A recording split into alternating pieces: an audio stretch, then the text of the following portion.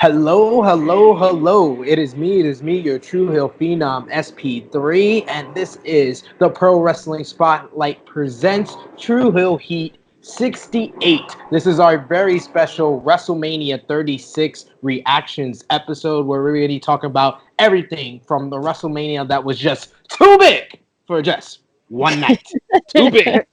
Too big. Oh my Well, god, that's so What a funny. weekend.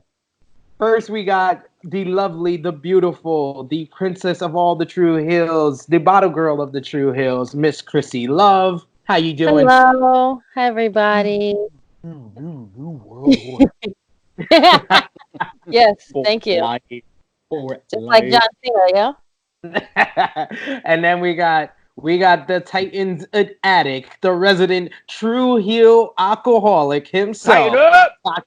tight top guy JJ, Titan guy JJ. Tighten up. yeah. And apparently, I'm in Titan country. Chrissy's still in the Firefly Funhouse. And I am. I don't know what. I'm in my makeshift True Heel studio. He's wearing a Rest in Penis shirt. Absolutely. Yeah. From the boner yard. Yeah. From the Yeah. boner yard. Yes. Yeah. I'll let Chrissy sink that in real quick. How we start off every True Heel Heat is always the same. Our True Heel roll call. I don't know about that, friend. Why would you not wear that shirt?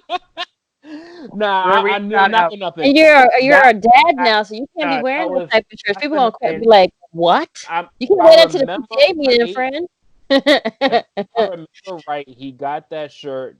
I believe it was 2 years ago when we went to New Orleans. 2 or 3 years ago. I think it was 2 years ago. I think it was no, I think it was for the Orleans trip. No, for the all out trip. No, for the all in. Yeah. The all in trip in August of was it 2018?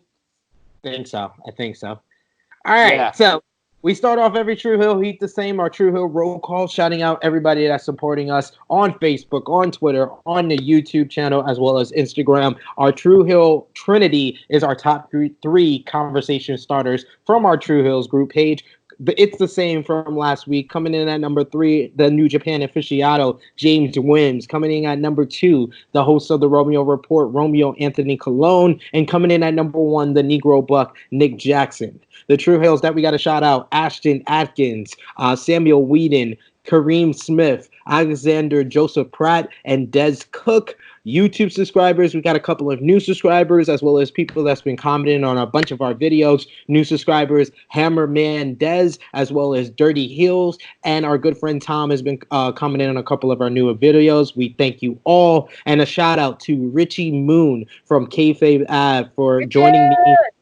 Yes, Mr. Mike Check 1212 for joining me for the top 10 WrestleMania opening matches video. It was a great list. We counted down all the great classics from the first 35 WrestleManias before 36 ever aired. So it was a lot of fun, and I hope you enjoyed that. So if you haven't watched it already, drop a like, comment below, and of course, tell us your opinion on what you thought was the best WrestleMania opening match. So before we get into what we missed, which is WrestleMania 36, Night 1 and Nights 2, I just want an overall reaction before we break everything down. What was your thoughts on the overall weekend of WrestleMania 36?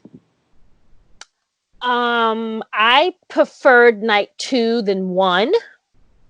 For me. I just want an overall thought. What's your overall thought the entire weekend? We'll break down both nights and we'll get the opinion on what was the better night. But what was your overall thought? It wasn't as bad as I thought it was gonna be.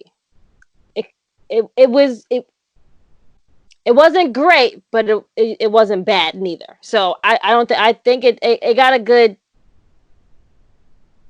I think it was okay. C-. Cool. JJ.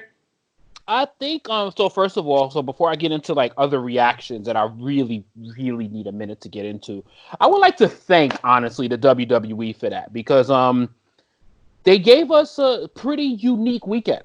It was a unique weekend, and it was fun. I would just say it was fun, honestly. It got us together, it got us talking shit.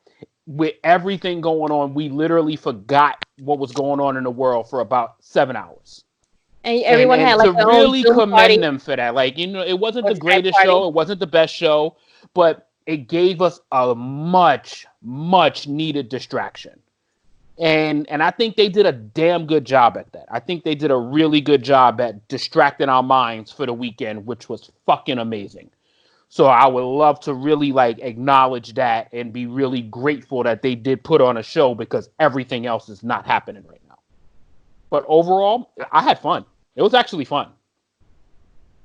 All right, so let's go into what happened. Night one, the biggest moments was, of course, the Boneyard match. Steals the show as the most talked about matchup of WrestleMania weekend, with AJ Styles versus The Undertaker. We had Braun Strowman defeat Goldberg in a surprise outcome to become the new Universal Champion.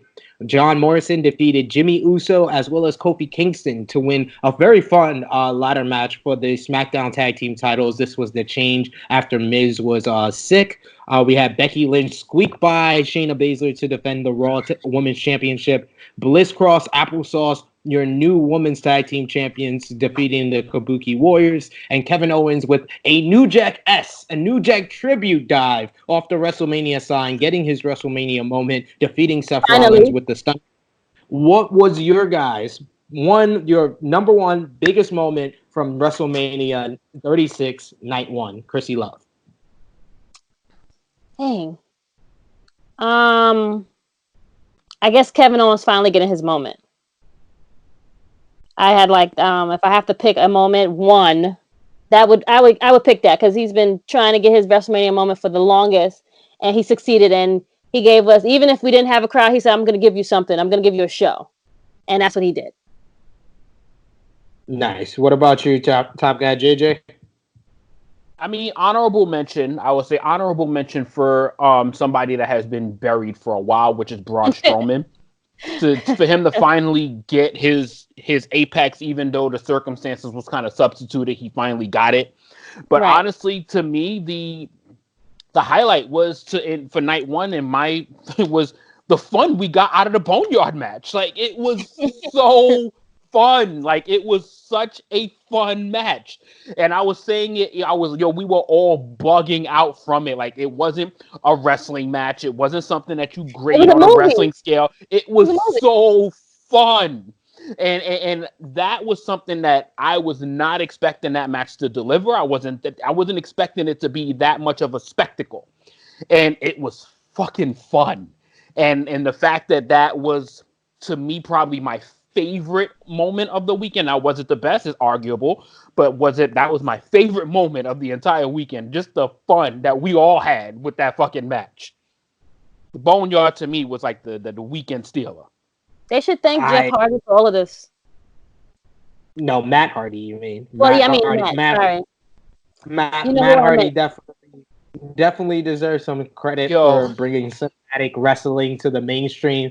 But yes, if you've seen on Facebook, if you're a friend of mine on Facebook, a couple of my friends, if you're a friend of Romeo Colon or Larry Morgan, they have my iconic shot of me watching the Boneyard match in utter like I was just so thoroughly confused. I was thoroughly confused, yet strangely captivated by the Boneyard match. Like, the Boneyard match was not like JJ said it perfectly, and I don't agree with JJ a lot, but he said it perfectly. It was 100% not what I was expecting. It was 100% not what I was expecting, and just to hear everybody's just a very majority of people just really praising this matchup, and just the fact that WWE tried something so out of the box, so against everything that they do, and just did something so unique that's going to be talked about for years and years to come. Yes, the Boneyard match is the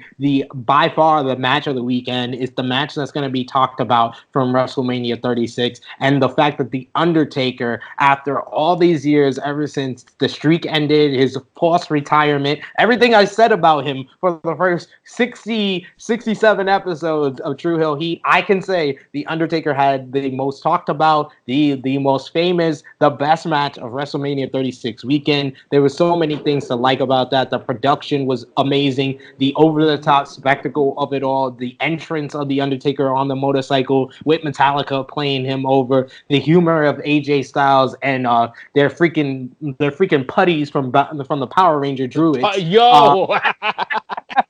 Facts. Gallows getting thrown off a roof. AJ getting chokeslammed off a roof. Like, it was just so ridiculous. I felt like it could have fed into the goofiness a little bit more, which we'll get into on night 2 with that cinematic match. But I just felt like this was just so out of the box, so unique, so against, and it's WWE showing for the first time in a decade effort.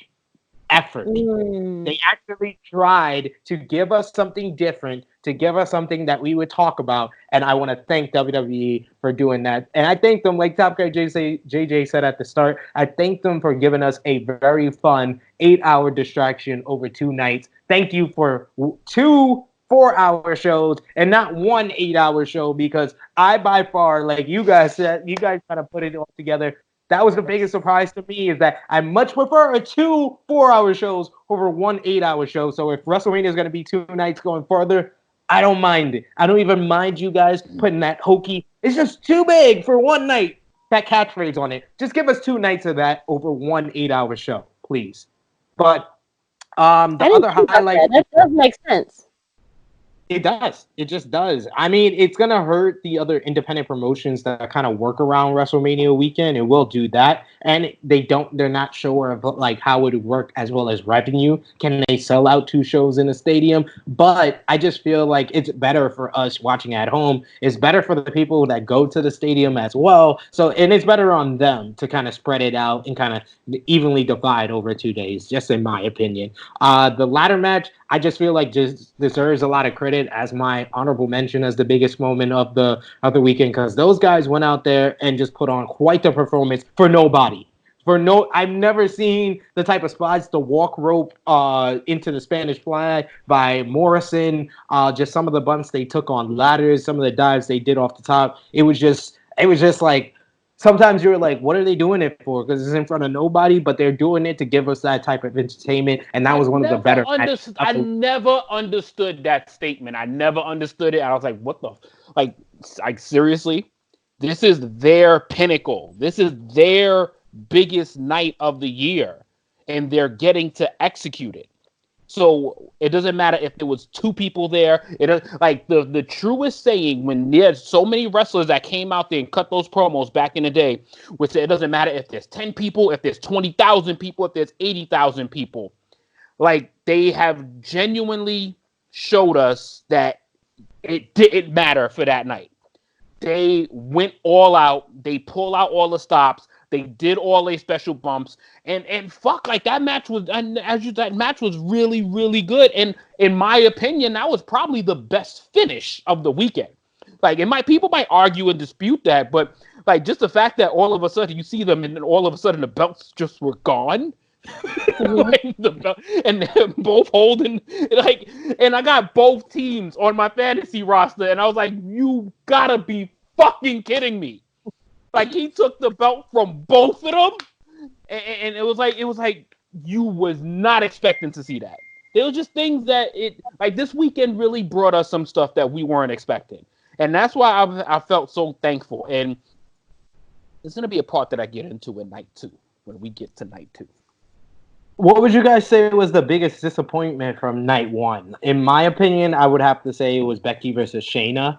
I wasn't expecting too much from them, because I heard some people wanted it to be like the main event to kind of give Becky and the women another main event spot. But I felt like the position on the card was the right position, being the 3rd match on the card, kind of being in the middle to kind of have that space out. But I just expected a little bit more from them. I expected it to be a little bit longer. And if it was going to be that short, I just expected a little bit more action. I did like the fact that Shayna did dominate most of the matchup, but by Shayna dominating the matchup, it kind of telegraphed to me that Becky was winning. like how dominant Shayna was in the bulk of that match, I was like, damn, like Becky's probably gonna win because that's not how WWE books. WWE, I would love WWE to book it like Shayna goes in there and wipes the floor with Becky, but that's not how WWE books. So once she was taking most of that matchup, I was like, Becky, this seems like the type of matchup Becky's just gonna squeak out a win, and she did.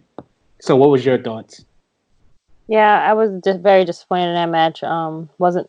Nothing to really talk about, to be honest. Definitely thought it was gonna go a different way. Mediocre. I'm happy they didn't finish at the end because they're them doing their last couple of headlining pay-per-views. They were not good. So, how about you, Top Guy? And then just to jump into that, I think it's going to be unanimous across the board. And I just felt that it just literally just showed two complete parallel levels when you got the opening match of night 2 compared to the match they had in night 1. It was an embarrassment of how much of a substantial wrestling quality difference there was in the two branded women's matches. And it was to me, it was just an embarrassing effort. Like they fought that match like there was no one in the building. Like it was an embarrassment of a match, and it was something that I was thinking it might have closed out the show, and goodness gracious, I would have been hating that shit if it did.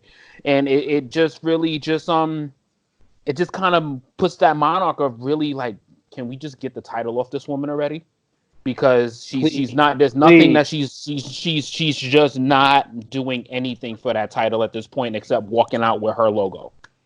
And she keeps coming on this truck. Why? It's not necessary. It's not necessary. If there's no crowd, we don't need the over the top entrance, Becky. All right. So match of the night, I think you guys viewing this can put down in the comment section below. I think it kind of breaks down into if you prefer the cinematic masterpiece that was the Boneyard match, the very fun and spot heavy ladder match, or Seth versus KO kind of finishing up a very long storyline. And those guys put in a lot of good work, especially after the restart. I felt like they should have just made it a no DQ from the beginning because the restart kind of took me out of that match a little bit. That's the only thing I hated about that one. Yep, absolutely. I did definitely like that match. It does deserve some praise. MVP, I think we can all agree. To me, the MVP was AJ Styles. AJ Styles, absolutely. Even in a cinematic wrestling format, he gave The Undertaker the best matchup he's had in, I would say, since CM Punk. He gave him his best match. Don't discredit The Undertaker, man. The Undertaker was a comedic genius in that match. Like, he was a comedic. Undertaker's improv with his trash talking was amazing. Fought your ass off, AJ Styles was able to do that. AJ Styles was able to put in that dialogue with that improv and his selling, bumping all over the place, making the Undertaker look like the baddest dude on the planet. He deserves to be the MVP of night. Yeah. No. Every time he called him boy was so good. No debating the MVP of the night, but I was just like, yo, Undertaker fucking killed it that night. Like, and it's rare that we haven't said Undertaker killed it at WrestleMania, and to me, in about 8 years. I was gonna say the last time he killed it at WrestleMania to me was WrestleMania 29 with CM Punk. Yeah, that was the last time he had like a really good match, and this performance was just like, damn, he's like, and this is gonna pain to say, but this is the shit that keeps him around. The capabilities of doing shit like this, the fact that this kind of like renewed him for a couple of years. Hey, we'll touch on the Boneyard match a little bit more as far as like the behind the scenes stuff. But one thing I do want to say, I have been the biggest anti-Undertaker person around. But if this is how if the Undertaker is going to stick around for a few more years, this is how you present him. I only want matches like this. I don't want to see him in the ring. Give me this. I want to see the badass one. Let him come out on his bike still. Just stop putting him in the ring with legends. Stop putting him in the ring with legends because he is going to have to carry it. But they're never going to stop him. I get it. But when he's put in that position, he's got to end up being the one to carry it. But and even he's not in the position. Even with someone carrying it, it hasn't always worked out well. I think this is the format with editing as well as takes this is how you present the Undertaker now. We cannot just do a think live action Undertaker match anymore. Yeah. We move on to night 2. The biggest moment, I would say, was Drew McIntyre becoming the first ever UK-born WWE champion, defeating Brock Lesnar in the main event. The Firefly Funhouse gives us the most unique WWE match in history. Charlotte Flair defeats Rhea Ripley in a great match to win the NXT Women's title. Otis gets the win. He gets the girl, and he gets his WrestleMania moment. The one moment the whole weekend where I was like, man, I wish that had a crowd. Man, I wish that had a crowd. And Edge versus Orton produces the longest match ever. Oh my God. Polarizing match called by my Uncle Dave Meltzer the most boring match in WrestleMania history. So what was your guys' biggest moment and biggest disappointment of night 2? Top guy JJ. Good Lord, Dave Meltzer can eat a dick. Good Lord. Did we not see Triple H versus Batista last year? Did we not see that marathon? This was more boring. I mean, I take 24 minutes in front of a crowd that's going to turn on it, then 37 minutes with no crowd. That was really boring. I get it. Like after a while, I was like, why is it still going on? Like, come on already. Like, let's go. We already know he's winning. They should have just literally edited out that whole scene in the gym. The whole time in the gym should have just been taken out. The Chris Benoit tribute. Chris Benoit tribute. He choked him with gym equipment. Yo. Like I don't. Yeah, but like just it wasn't on purpose. Like the whole spot, 2 weeks ago, the action, everything in the gym was boring. The entire gym was flat. Yeah, the entire. 2 weeks ago, I don't know.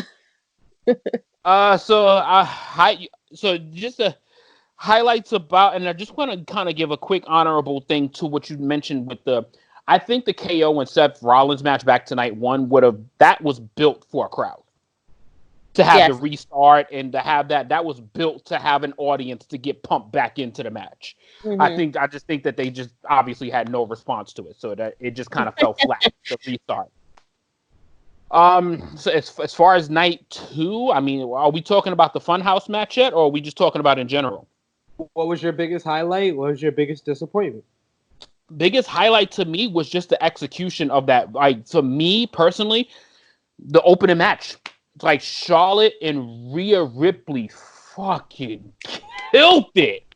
Oh my God. Like, wow. That might, to me, have to be like top 5 or top 3 women's WrestleMania matches I've ever seen. But like you said, like Sid said, when you compare that match to the Becky and Shayna, you was like, we're done with the Becky match. We're done. We just no need to revisit that shit anymore. What I'm saying. Like, we didn't think that she could get worse than the Becky, Charlotte, and Ronda match, and she like outdid herself by like 10. Oh, like her WrestleMania matches are just getting worse now. No, I don't think so.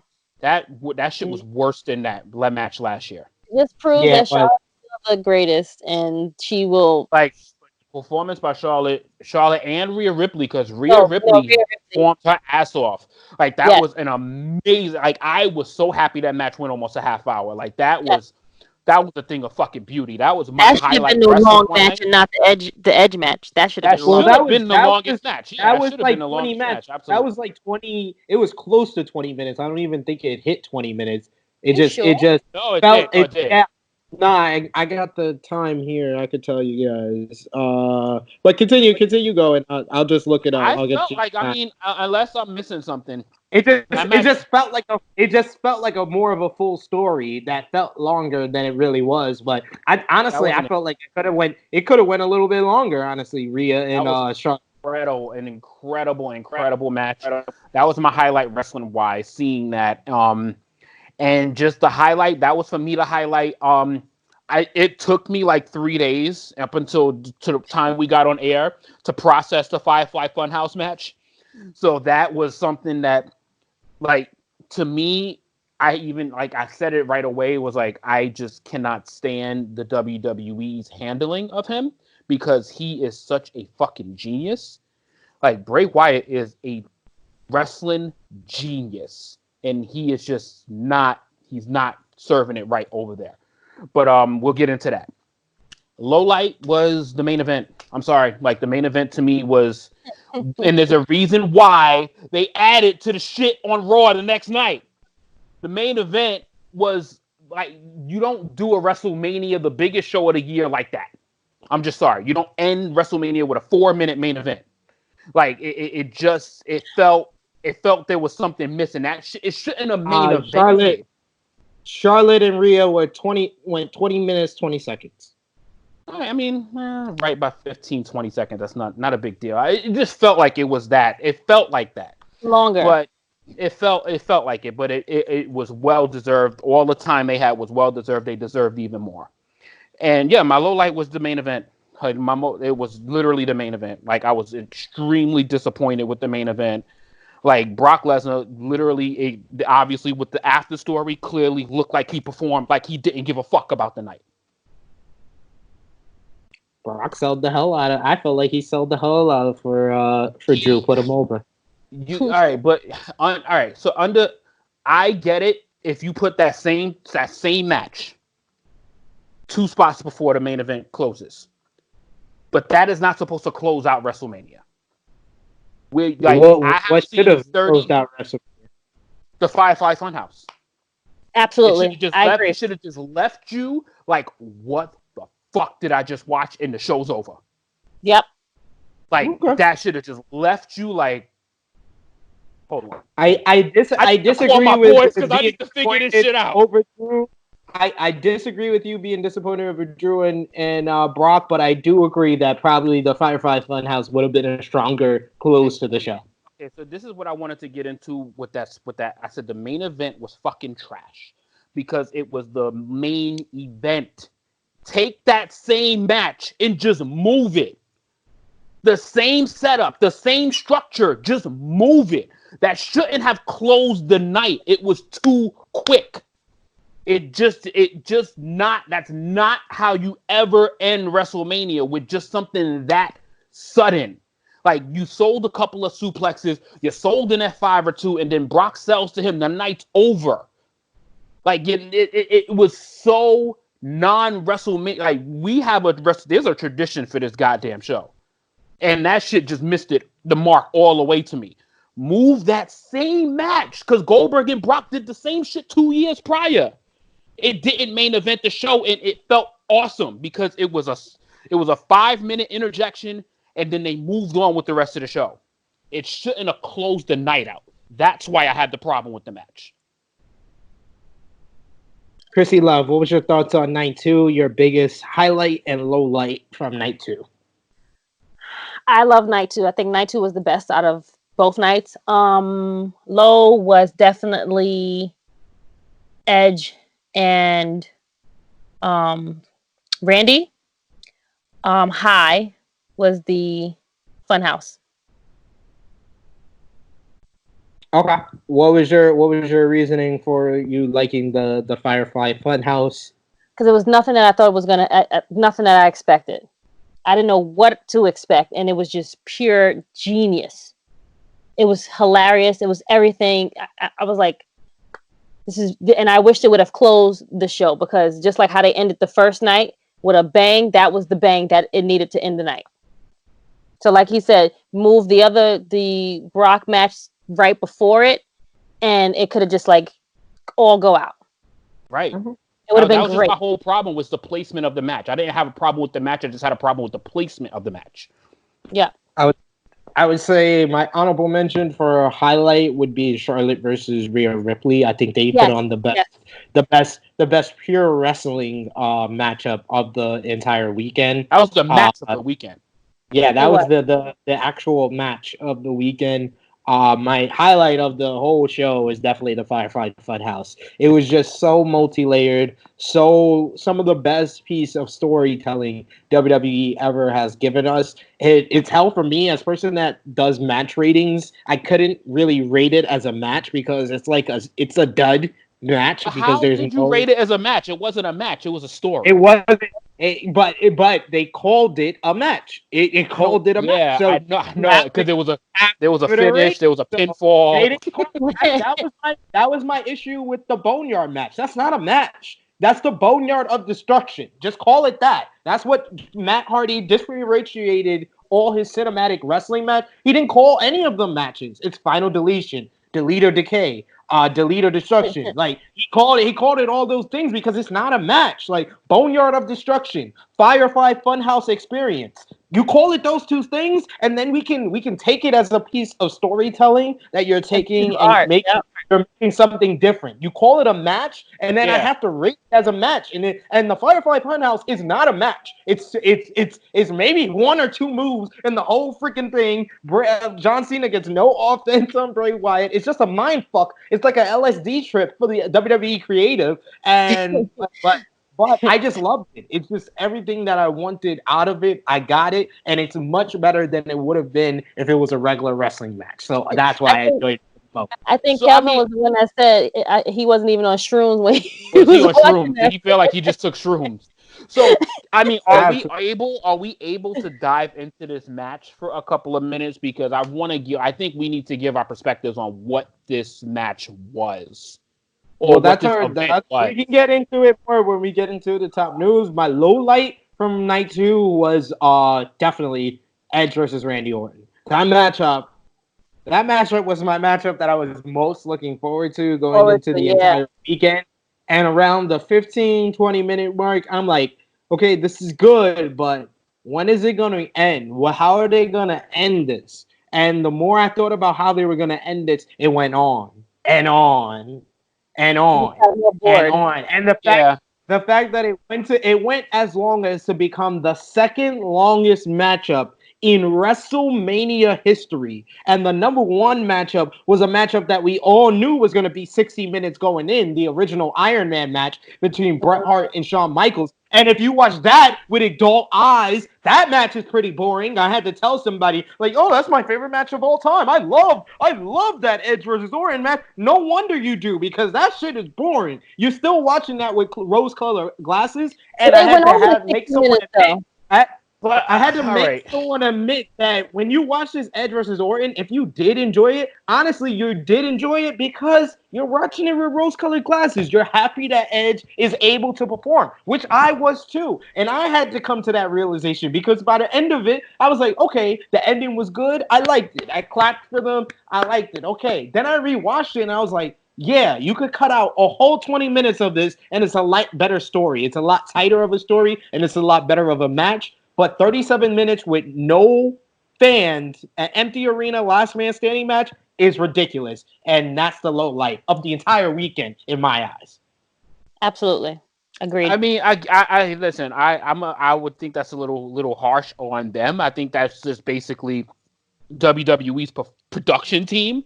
I'm not blaming. I'm not being hard on them. I said nothing wrong with Edge versus Randy. I said nothing wrong with Edge's performance. I said nothing wrong with Randy Orton's performance. This has all to do with the editing and the fact that this was taped a week and a half ago. Said nothing. Don't get me wrong. You're getting me wrong. I never said anything wrong about Edge. I never said anything wrong about Randy Orton. It's just the fact that this was taped a week and a half ago. I shouldn't see a Chris Benoit tribute, and I shouldn't see 37 minutes of this matchup. So that's my whole problem. Why this is the biggest disappointment of WrestleMania 36 weekend. And that's to explain it for the morons that would hear you say something like that and then think, oh, you're degrading Edge's comeback. You're degrading Edge's comeback. Like, nothing dialogue. Listen to dialogue, idiots. Exactly. I said nothing wrong about either one of them. Edge put on a great acting performance. He gave a very intrigued, layered story in the stuff that he wanted to do. And I understand that in front of a live crowd, this match probably would have even turned out better, even with 37 minutes. It probably would have been a lot better with the fans getting into it. But 37 minutes, empty arena, last man standing, no. No. Honestly, if they would have cut the editing team just needed to cut the entire gym portion out and the match would have been way better. The gym and the office. The gym was bad long. The Tampa Gargano just did that office. They did the office and the gym. They did both rooms. They didn't need neither one of them. You know what? They weren't in the office all of like 3 minutes. That gym, they felt like they was in there for a week. Like I actually did the minutes. They were in the office for 6 minutes. You cut 6 minutes. You cut half of the gym scene. The gym scene is 10 minutes. You cut half of the gym scene. It's a light cider of a fucking match. 10 minutes in one spot. Yeah. But the corridor, the final corridor, they're in there for 11 minutes. The final corridor, they're in there for 11 minutes. Such overkill. Yeah, it was overkill. It's too much. It's over. Delete the whole match, to be honest. All right, so match of the night definitely I would say it's between Charlotte versus Rhea Ripley, or if you consider it a match, the Firefly Funhouse match with John Cena and Bray Wyatt. And the MVP, I would say, either goes to Charlotte, Rhea Ripley, or the mind of Bray Wyatt. You guys watching this Tru Heel Heat 68, you put down in the comments section your match of the night and MVP from night 2. We got to get into the top news.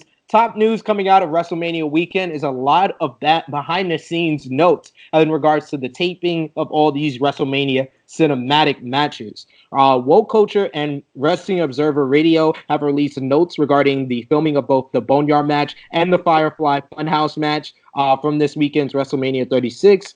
The Boneyard match was filmed on March 25th from 9 p.m. to 5 a.m. It took 8 hours of shooting. The set took 5 days for completion. It took over a week to do the cleanup afterwards, after the filming. WWE hired from local community for production as well as the extras that were the Druids. The producers were Triple H, Michael P.S. Hayes, and of course, Jeremy Borash. Jeremy Borash is the famous producer that collaborated with Matt Hardy for the Final Deletion and the famous videos at the Hardy compound. The Undertaker and AJ Styles had a lot of input into this matchup and 100% improvised all of the dialogue for the matchup, all the trash talking. The blood scene the blood scene with Taker cutting his arm was not planned, but kept in to add to the realism of the matchup. Triple H and Hayes found a prop hand in which Taker came up with the idea to dress up as AJ for the final scene, with the hand popping up from the ground. As for the Funhouse match, the producers were mostly WWE produced. So the Boneyard match was mostly NXT production. The Funhouse match was more WWE production, but it was headed up by Bruce Pritchard. The concept for the match and all the ideas for the match were from the mind of Bray Wyatt as well as Bruce Pritchard, with a lot of input from John Cena. What was your thoughts on both matches? What would you say is like the number one thing that stands out from both of these matches, Miss Krissi Luv? For the Boneyard match, aka Buried Alive match, I would say the trash talking between the two of them. Mostly Undertaker keep calling AJ boy. Loved it. Everything about it. Come on, boy. Come on. You got all that talk? Come on, boy. Let's go. Amazing. From the Firefly, the whole point of them doing the NWO and John Cena supposedly being heel and he come out with the belt. Genius. I mean, it's like everything. Like Bray Wyatt is amazing. Like he had like he went back to his old self with the old Bray. It was. I can go on and on about it, but it was just amazing. What about you, Top Guy JJ? What was your thoughts on the match? What was your biggest thing that stand out from both matches? Well, for the Boneyard match, the effort of the teams and that extra call out of it taking 8 hours to do was a really, really awesome piece of information. The product, you can tell that this was done with effort. You can tell that this was done with two guys that wanted to make something special happen. And Undertaker is really, I think he's really good at helping not make someone look bad on this show. And I think he did an awesome job of helping AJ really be the star of this show, of this match. And usually when he's getting into that element, this is the best Undertaker that we get. Like, you've seen this in Boiler Room action with Mankind. You've seen this in all of these element matches with all of these other superstars. And he does his best to make you look damn good. And that's what I got out of the Boneyard. And that's why, and then, of course, the comedy aspect, as Krissi pointed to. Like, my favorite line is just, you fought your ass off, son. You fought your ass off, son. I ain't going to bury you. I ain't gonna bury you. You fought your ass off, kid. Just hugging him like he's his child. Like, yeah, great you job. fought hard, boy. I ain't gonna bury you. I promise. I ain't gonna bury you. Like, it was just, and the mythical stuff was really, really cool. And the Firefly Funhouse match. That match not only made me proud, but also just elevated my level of frustration. Like, and anybody that doesn't understand where I come from with this, I have been on this since Hell in a Cell, that Bray Wyatt is the best mind to me in professional wrestling right now. And they are wasting him.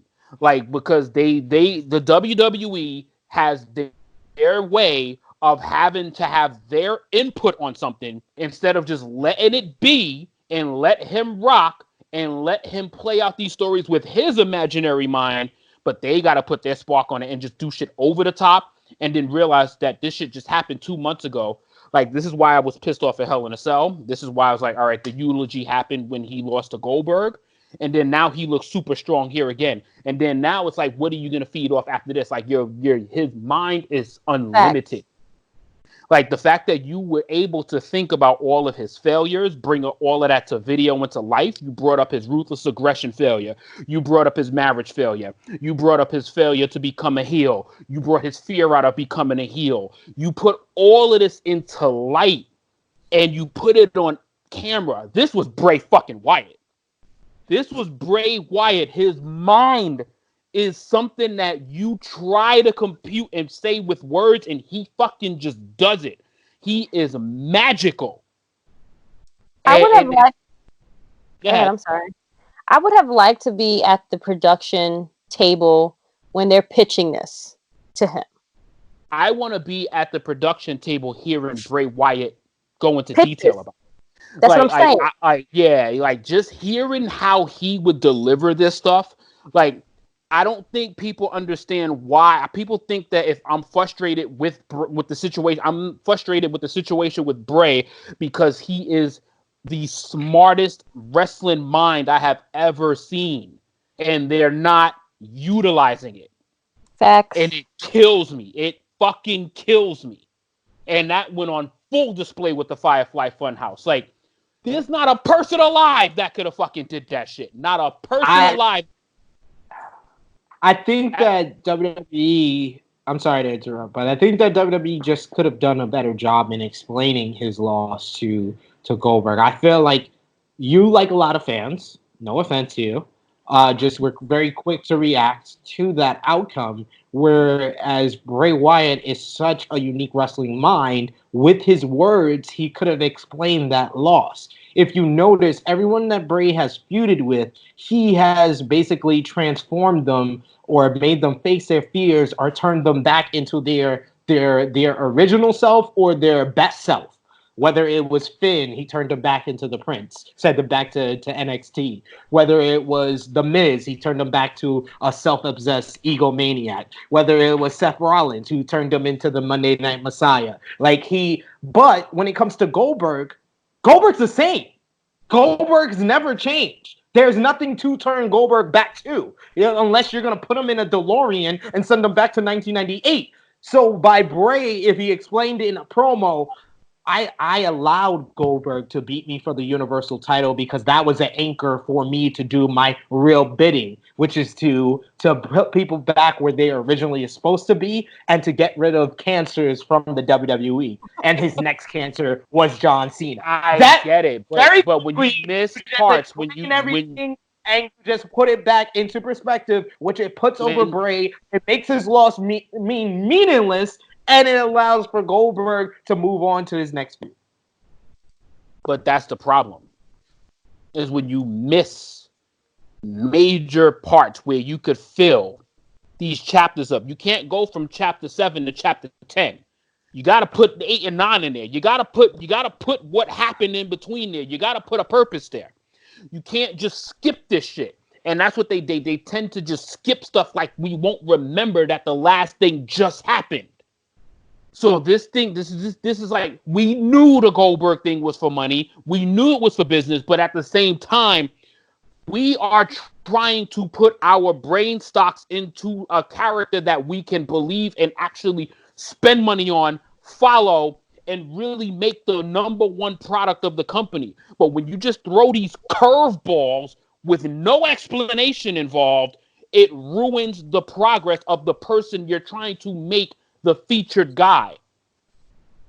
Bray can be the featured guy of this company. But that's where you kind of miss me off the boat. We've never been given the impression that they want Bray to be the top guy. So that's where you kind of mess me up.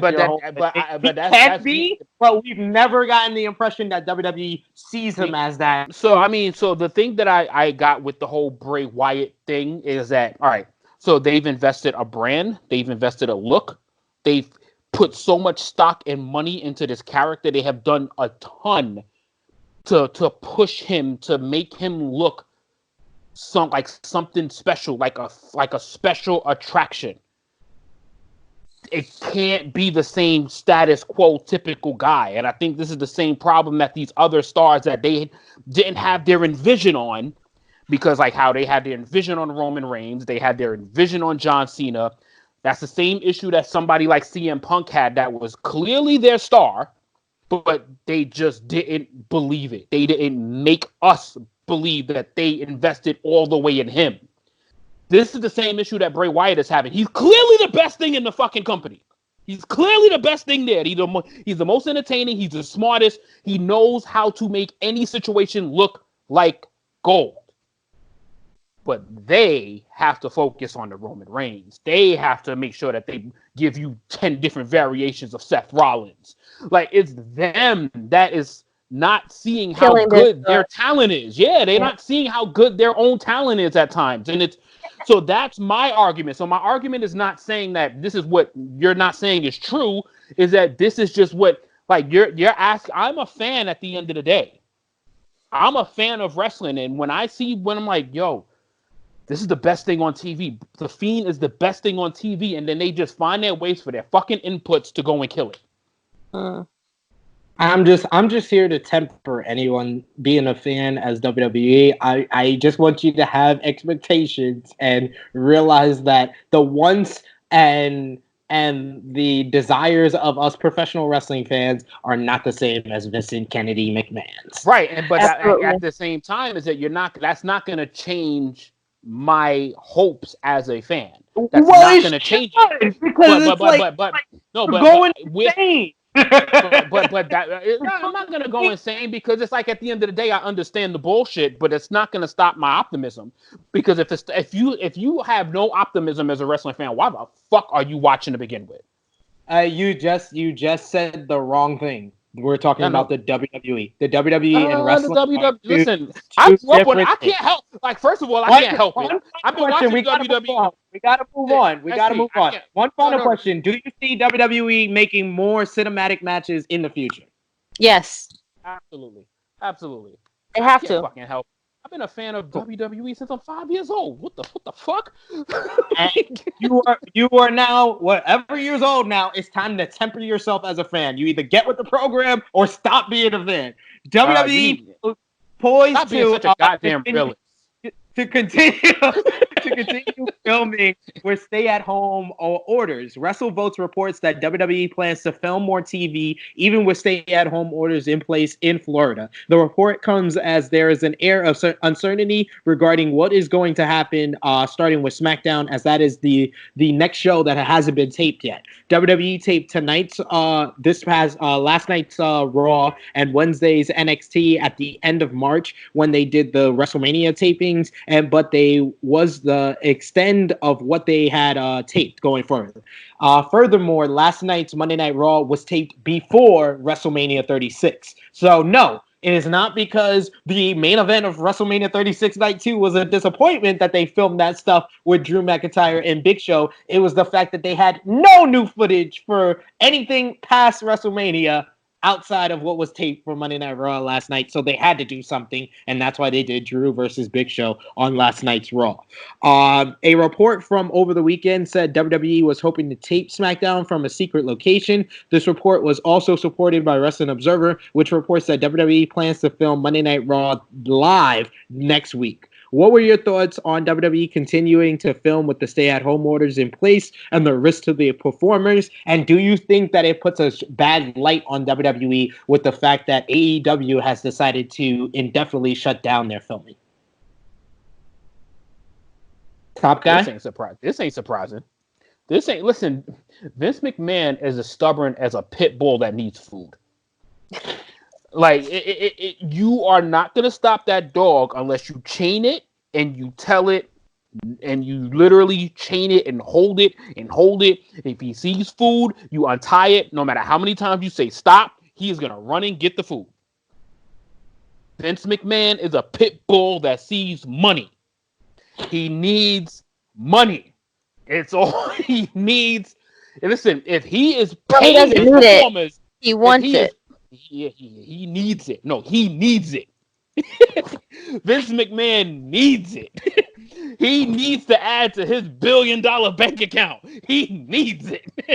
If I am paying my wrestlers, y'all are going to perform come hell or high water for it. If y'all gotta come to my motherfucking house, y'all are gonna perform in my house. Y'all are gonna earn this money. They're probably gonna film at Edge's house. Edge got a ring there. Yeah, they sent them a ring. They did send them a ring. They put a whole production studio in there, put some LED lights in there, light that shit up in there, put a 70-inch TV in there so you can see their entrance videos. They got this. They got this. Backup plan is always in place. Yeah. What's your thoughts on them still filming, Krissi Luv? What do you think that it's a smart move by WWE, and what do you think a smart alternative would be? I don't think it's good if they told you to stop. You're endangering people now. This is very, very serious. So you definitely should be listening. If you have another alternative, let's go to another place, another state where there's less people around, and do that. Other than that, just listen. You could take a few days off. People need vacations. These people work damn near 200-something days a year, maybe 300-something days a year. So give them a little time off, reflect, get back to a better thing so we can give you a better brand. And there's so many other things that they can do. We've seen with like the cinematic stuff as well as with the promo work given us with these empty arena shows. They can definitely put together a few promos. They can show us some older matches to kind of give them a couple of weeks off where these guys can quarantine and be safe. It's just a very unwise decision. It just seems kind of crazy. So, what's your guys' thoughts? WWE News: Edge's 24 documentary is considered one of the best documentaries done on the WWE Network. Is getting a lot of praise from wrestling fans as well as analysts. What was your guys' thoughts on the documentary? I'll start off with you, Miss Krissi Luv. He has a great, beautiful house, by the way. Just that North Carolina house is just beautiful. I thought it was very well done and executed. And it just gives you the stages of when they wanted to really do the show and then how it led up to the events that took part for WrestleMania and Royal Rumble. So it was very well done. His daughters are beautiful. I just like to. I told you I'm a documentary junkie. I love to see people's insides, the realness. Them talking to Beth on the phone where the kids or talking about school and then they run away. That's real life. Kids do that all the time. Like, you trying to talk to them and you're not home. Like, well, no, talk to me. They don't want to talk to you. Like, they got other stuff to do. You're not here right now, Mom. They're occupied. Right. They're occupied. Yeah. They got stuff going on in their life. Correct. Exactly. So I loved it though. What was your thoughts, Top Guy JJ? Maybe recency bias for me, but I think that was the best documentary I've seen on the network so far. Like, just letting me see the insights of not only his journey, but the way that you just understood how much of a rock Beth Phoenix is to him. Like, he could not have done any of this without her constantly instilling the confidence, helping him through the journey. Like, she got into the right to have somebody that is in your craft, helping you to remaster your craft, but also giving you that confidence during that whole long road. It was like, damn, she is the best thing besides his girls to happen to him ever, because he was sparking doubts, and she just kept pushing, and then she realized there was things that she couldn't do that was outside her element because of his status and size. She brings in Dash Wilder. Like, she just does things, and she just outsourced. She just kept things so in tune and kept him going, kept pushing him. And it was like, yo, she, like, as much as she was fearing for him, she knew that he couldn't live until he saw this through. And it takes a strong woman to see that, because he's putting himself at risk, but she's like, he's not going to live until he sees this through. Yeah. And she understood that. And it's like, damn, you're amazing. Like, you are amazing for that. Yeah. And seeing that play out through camera and seeing that play out through TV was like, damn, this is incredible. This is incredible. Go ahead.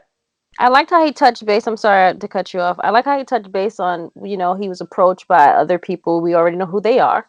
And as far as contracts are clear, but he was like, no, before I do this, you want to be loyal and do what you just shows you the realness. Like, this is not about money. It's not about, this is what I love to do. This is what I live for. This is what I want to do. And if I'm going to do it, I'm going to do it right. I got to get myself together and speak to the people that can get me back to where I need to be. And I think it tied into why his match was so goddamn long, because he said it literally after. Like, cause I think it kind of made me understand why his match was so long. Because he literally said, "I am not coming back to do a 30-second match," and it's not to disrespect anybody. He wanted to come back to prove that he can still go. He wanted to show that he can still perform at the highest level before he ended up leaving. So it was like, it wasn't the greatest match, obviously, clearly, too long. But I think that was him proving his point that he was able to still perform at the lengthiest moments with the best in the business. Absolutely. So coming off of that, Wrestling Observer reports coming off of the 24 documentary that Edge, who signed with WWE for $3 million over, I think it's 3 to 5 years, got his WWE offer and AEW could not match it. So it was kind of like the wording of him in the documentary was kind of like misguiding. He said that they basically contacted him and then he had to check if he was cleared. But I mean, I agree with Wrestling Observer. I don't think WWE would allow him to do a spear if he wasn't medically clear.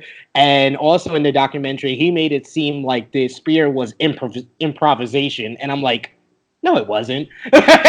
Like, you know you wasn't going out there for a promo, my nigga. Like I know this is a show for the camera, my dude. Like, you knew you was going out there to deliver the spear. So Vince even gave the sportsman the show that you're back on the team now. Here's your sportsman. Good job out there. So like I understand it's all about telling the story on the documentary, but we just have to put those little notes in. You gotta drag the story a little bit. You gotta drag it a little bit.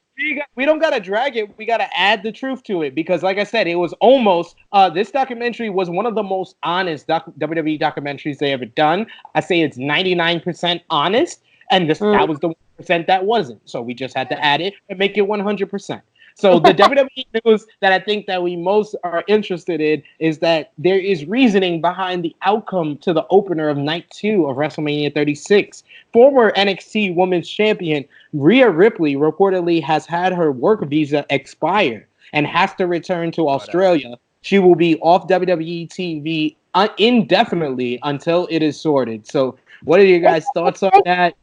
Vince don't got enough pulls when he get her a visa? He gotta work. Gotta do that herself. I mean, he ain't a part of the international embassy now. Like, he can only do so much. It's so unfortunate, because this storyline was gonna take flight. this storyline was going to. I wouldn't have mind seeing this damn storyline through Money in the Bank, through the following pay-per-view. This would have been a thing of fucking beauty. Mm-hmm. So goddamn disappointing. Like it's so disappointing, and that's what happens sometimes with these international stars. And sometimes it happens, and they just got to go sort it out. She'll be back, but it's just hopefully it's sooner rather than later. Yeah, definitely. Absolutely. AEW news. AEW has indefinitely shut down production after filming last week for about a few weeks to a few months of television with Tony Schiavone and Le Champion Chris Jericho on commentary. So we have that to look forward to, starting with tomorrow night.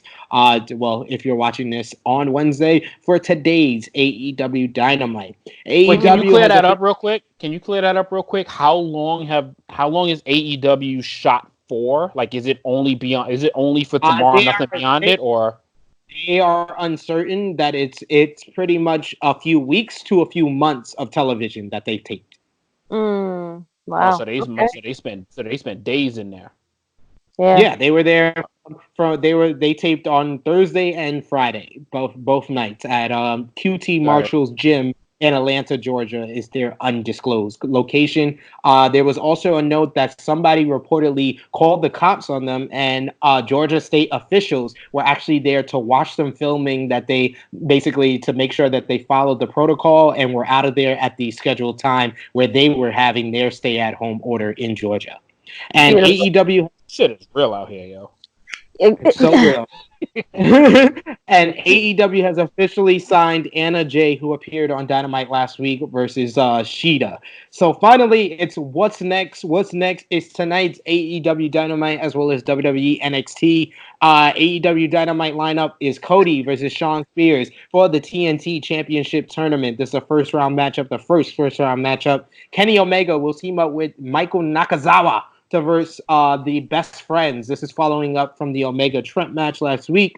Brett Baker will go one-on-one with Hikaru Shida. This is after their confrontation last week. Brody Lee, the Exalted One, will be in action. Lance Archer will also be in action, and we'll hear from Jake the Snake Roberts as well as we said before, Tony Schiavone and Le Champion Chris Jericho will be on commentary.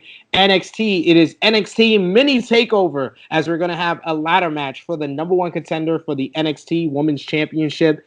Io Shirai versus Candice LeRae versus Chelsea Green versus Mia Yim versus Tegan Nox versus Dakota Kai. Krissi Luv, who you got in the ladder match?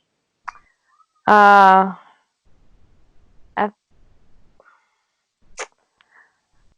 don't know why I see Dakota Kai winning. I don't want her to win, but that's who I feel like is going to win. Top guy JJ? It's a tough one. It is.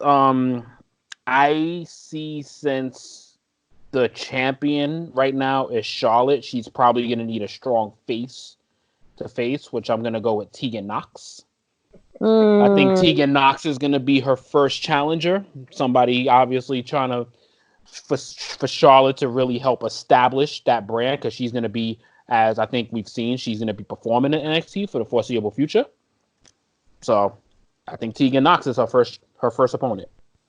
Well, to confirm, Charlotte's going to be appearing on both NXT and Monday Night Raw going further, as reported by Wrestling Observer newsletter. But I will say that for this ladder match, I'm going to go with Io Shirai. I think they need to start out hot with Charlotte on NXT, and Io Shirai should be the person. And I foresee them taping a NXT takeover for the WWE Network. If they're going to continue doing their filming, they're either going to tape or do a live takeover from the MT Performance Center. And I think Shirai versus Charlotte Flair would be the best matchup on that takeover card. And then finally, our main event will be Johnny Gargano versus Tommaso Ciampa, the final chapter, the one final beat, as the Rebel Heart will verse the Black Heart tonight on WWE NXT. Top guy JJ, I see that face. Who you got? The final matchup, Gargano versus Ciampa. Because this damn sure ain't the last match, these fucking liars. Exactly. Like, that's why I gave the face. Like, I would love to see it. Like, obviously, I'm gonna be definitely tuning in to see this match. But this ain't their last match. Fucking liars. Yep, Like absolutely. this their last chapter, part 1. But how many last chapters? Why didn't they just make this a loser leave NXT? I understand why. I understand it's the reason why is that neither guy wants to leave NXT, but that's the only thing that could have ended this and neither put the guy stamp wants their career ruined. Neither guy wants their career ruined. So But they're gonna when that, do Bianca Belair. I think I'm gonna go with Johnny Gargano winning this. I'm gonna go with Johnny Gargano winning this because he has got to be the face of this brand. He's gotta be like he's like one of the legit guys that just probably never ever wants to go to what they call the main roster. Johnny Gargano wants to be the face of NXT, and I see that playing out in that match tomorrow. All right, so I'm gonna agree with Top Guy JJ, and I'm gonna go with Johnny Gargano to win this one, only because they are very heavily teasing the little foreshadowing or red herring that Killer Cross will get involved in this matchup with his Doomsday Clock vignettes. It's been surrounding this feud. They had the little confrontation between Ciampa and Gargano, and then the Doomsday Clock interrupted them, so they're kind of foreshadowing it. And a Tommaso Ciampa versus Killer Cross feud seems like the only way that would distract Ciampa a little bit longer before he's back into the title picture. So I see that being the next wave, and I see Gargano getting the victory here. That'd be a nice way to get Killer Cross involved. I'll tell you that. That'd be really cool. Yeah, absolutely. But yeah, I agree with you guys and say Gargano. You're gonna go with Gargano as well? Yes, so sir. all across the board, Gargano with the victory. And promotion and outro. So a couple of quick plugs for our YouTube channel. The top 10 WrestleMania opening matches with me and Richie Moon is up right now. Top 5 worst WrestleManias, as well as our top 10 best WrestleMania matches, is up on our YouTube channel. That's starring me as well as Drunk Guy JJ. Check out that top 5 worst WrestleManias as we take a shot for every worst WrestleMania. It was a long night. A brand new SmackDown with the Lynches is coming up this weekend as well. They're in quarantine, but they're gonna give you that entertainment, that content that you need. A new Nest XT is coming up, and I'm gonna give you a new 3 count with SP3 from my makeshift at-home Tru Heel Studios, and a new Dark Side of the Ring review for the Brawl for All episode with me and Miss Krissi Luv. And we'll be back with Tru Heel Heat 69 later on this weekend, as we're gonna give you a full ranking of every single WrestleMania. How you looking forward to that, Top Guy JJ? I got some watching to do because I got some breaking down to do. Basically, each ranking is gonna come down to a match or two. Yeah. It's like it's gonna come down to that signature match that puts one over the other. So it's basically the feeling of what Mania did in that particular year is going to create a spot for us. Great. So Facebook, join the group page, Tru Heels, like Tru Heel Heat. You can like us on Facebook. You can follow us on the Twitter machine at Tru Heel Heat or on IG at Tru Heel Heat. Miss Krissi Luv, where can they find you on social media?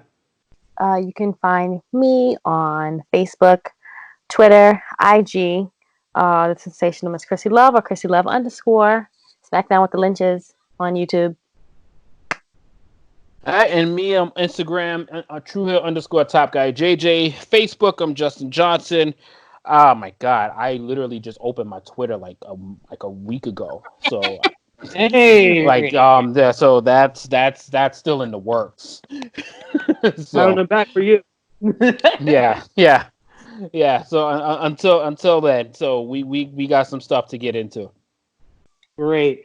On Facebook, you can follow the Pro Wrestling Spotlight. You can follow Dirt Sheet Radio, as well as Battle Club Pro on Facebook, Twitter, as well as IG. You can follow me on IG at Tru Heel _ Epic SP3. You can follow us on YouTube. Please subscribe. Push that subscribe button. Push that bell to stay notified. We're gonna have a whole bunch of great content. As you're quarantined, you can watch all our great videos up on our YouTube channel. We want to thank all of our current subscribers. We just went over 400 subscribers for our YouTube channel, so thank you very much. So the march to 500 is starting right now, and you could be a part of the Tru Heel Heat experience on our way there. And if you are listening to us, you can listen to us on iTunes, on SoundCloud, and we're coming to Anchor very soon, Tru Heel Heat. So for the beautiful Miss Krissi Luv, for our resident Tru Heel alcoholic top guy JJ, it is me, your Tru Heel phenom SP3. Until this weekend, Tru Heel Heat 69. This has been Tru Heel Heat 68, our WrestleMania 36 reactions. Signing off until next time.